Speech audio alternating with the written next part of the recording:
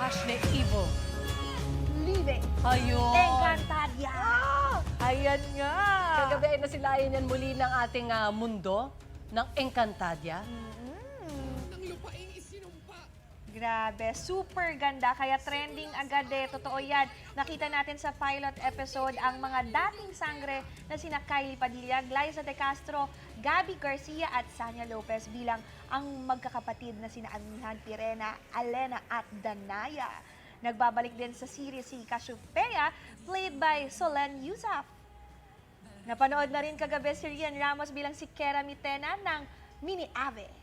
Surely, marami pang kaabang-abang na eksena kaya tutukan natin gabi-gabi. 8 p.m. sa GMA Prime ang Encantadia Chronicles Sangre. Talagang Encantadia fever is on talaga. Kahapon nga, grabe ang pagtanggap ng mga estudyante na sa 4 na bagong sangre na sina Faith Da Silva, Angel Guardian, Kelvin Miranda at GMA Network's Prime Gem Bianca Umali.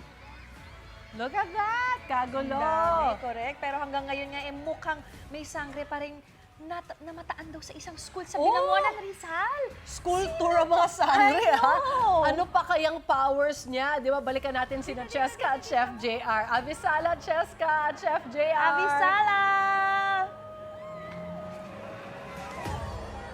Yes! Good morning mga kapuso! Avisala! Woo! Grabe!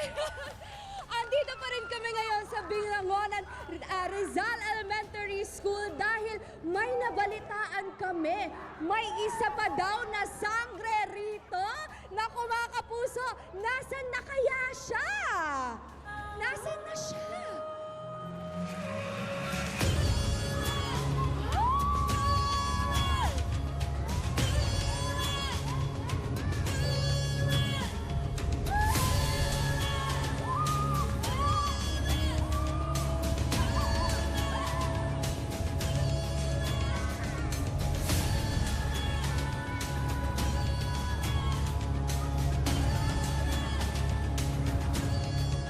Avisala, ako si Teacher Aileen, ang tagapangalaga ng brilyante ng karunungan.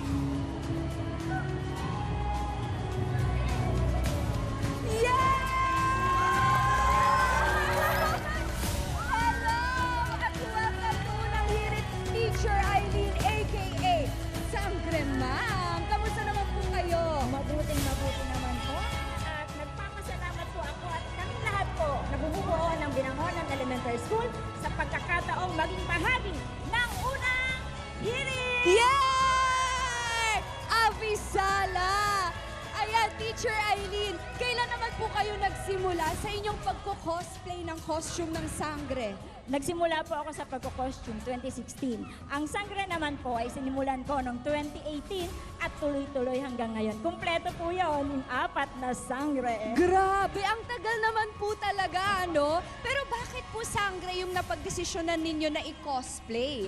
Napakahalaga po kasi ng kwentong ito sa pagtuturo ng kabutihang asal sa ating mga mag-aaral, magagandang kaugalian at pangangalaga sa kalikasan dahil ang mga brilyante ang bumubuo sa Encantadia, apoy, lupa, tubig, hangin ay tungkol sa kalikasan. Kaya ituro natin sa mga bata ang pangangalaga sa kalikasan natin. Di ba mga bata? Yeah! Oh, at ikaw nga ang may hawak ng brilyanteng kaalaman at karunungan. Ayun na nga.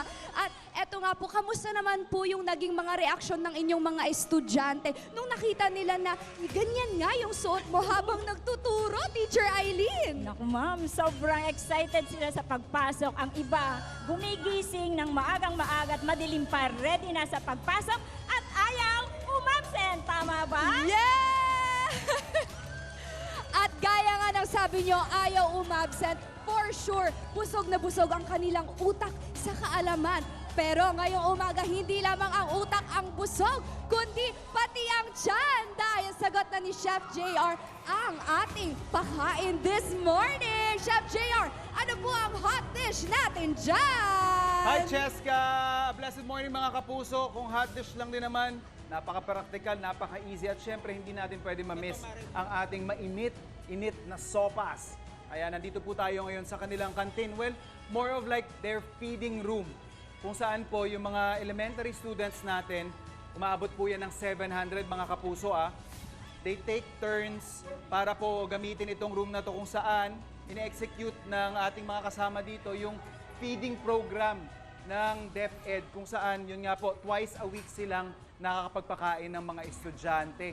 At eto syempre, kailangan natin ng rest back dito. Nasaan na ba si Cheska? At kailangan natin ng katulong dito para mag-distribute ng ating sopas. Abisala, Abisala. Ayan na nga Ayan. ang ating sopa. Balita ko bukod Ayan, sa ito yun mainit natin na sopas at sabaw, kasama natin si Teacher Eileen. Meron din kayong ipamimigay dyan, guys, Oo nga, chef. Meron at meron. So, maliban sa ating sopas, meron din tayong ipapamigay sa ating Yeah. mga estudyante na baon pa. Ayaw! Oo. Winner yan, Winner, Yun pa yan? eto siya, Ayan, syempre, courtesy of Rebisco. Kaya Maraming maraming salamat. salamat po, Rebisco, sa ating Maraming pabaon. salamat po, Rebisco, at syempre sa unang hirit. Di ba Ayan mga po. bata? Ayan, ma'am. Oo. Ipamigay na Mukhang natin. excited Pwede na na siguro sila. natin i-distribute. Oo. Ayan yung mga bata natin. Kagaya po na naikwento ng mga kasama natin dito. Twice a week daw, mama, no? Nagte-take Apo. turns sila dito. Pakiabot na lang natin doon sa Ayan. ating mga bata. Ako Lalapit nasa na tayo. ano, Lalapit sa na tayo dyan. Rebisco. Kailangan natin ng katulong. Tapos maganda dito, guys, rice meals yung pinamimigay nila sa ating mga Hello! grades 1 to 6 students. So nakakatuwa kahit papano, napupunan po yung nutrition na pangangailangan ng ating mga estudyante dito. Ayan, guys. Teka nga, tanungin nga natin, kamusta naman yung pamimigay mo Oo. dyan, Cheska? Ayan, marami na nga tayong estudyante na nakapila dito. Kamusta Oy. naman na nakatanggap ka ng Rebisco Baon Pack? Ano nga ba pangalan mo, dear? Ayan, nakita si Carl. Eto, dito ka, Carl. Ayan, interviewin muna kita ng saglit. Ayan, Card. Carl, kamusta? Excited po akong pumasok sa school dahil po marami na naman po akong matututunan. Ayun, ano naman gagawin mo dito? I-share mo ba siya? Opo. Ayan, so thank you so much, Carl, Good ha? job, good Kumain job. ka.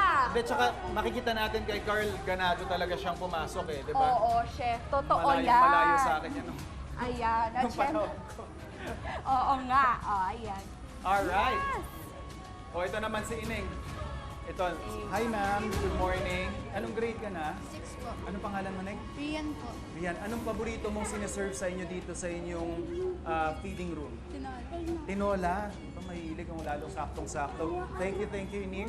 Ayan, Marami-rami. And then sabi nga nila, normally ito, lunchtime po nila binibigay yung kanilang pagkain. And syempre, yung grade 1 lang yung nauuna kadalasan kasi half day lang sila. Ito. Ayan, tatanungin natin, chef, si James Kiefer Katukod. Ayan, hi James, kamusta ka? Okay naman po. Ayan, ano ba ang feeling Rebisco? Okay naman po. Okay naman, masarap ba ang Rebisco natin? Opo. Ayun, kakainin mo at isi-share mo sa ibang classmates mo. Opo. Very good. Ayun, very good yan. Kumain ka at galingan mo sa school. Okay. Ayan. Oh. Tignan nga Kamusta natin. naman po kayo? Sangre, ma'am. Ayan. Oo, Siyempre ano po, masasabi nyo sa masayang-masaya po pagkain? ako Sorry, at sorry. ang mga bata ay naging bahagi rin dito at kumakain sila ng masarap na sopas. Di ba? Masarap ba mga bata? Okay. Ayun, at syempre, oo, madami pa tayong mga ganitong moments dito Of sa course. unang hirit. Oo Di ba, naman, Chef tuloy-tuloy yan. JR? Tuloy-tuloy yung ating pagsiservisyong totoo. And of course, yung mga gantong celebrations. And of course, marami pa tayong Sino pang adventures, mga sorpresa na Wala ka pa? ihahatid sa ating mga kapuso. Kaya lagi Ikaw, wala ka tumutok pa? sa Inyong inyong pambansang morning show kung saan laging una ka. Unang hirit! Yes! Oo, kain na. Wait! Wait lang! Huwag mo muna i-close. Mag-subscribe ka na muna sa GMA Public Affairs YouTube channel para lagi kang una sa mga latest kwento at balita. I-follow mo na rin ang official social media pages ng Unang Hirit. Thank you. O sige na,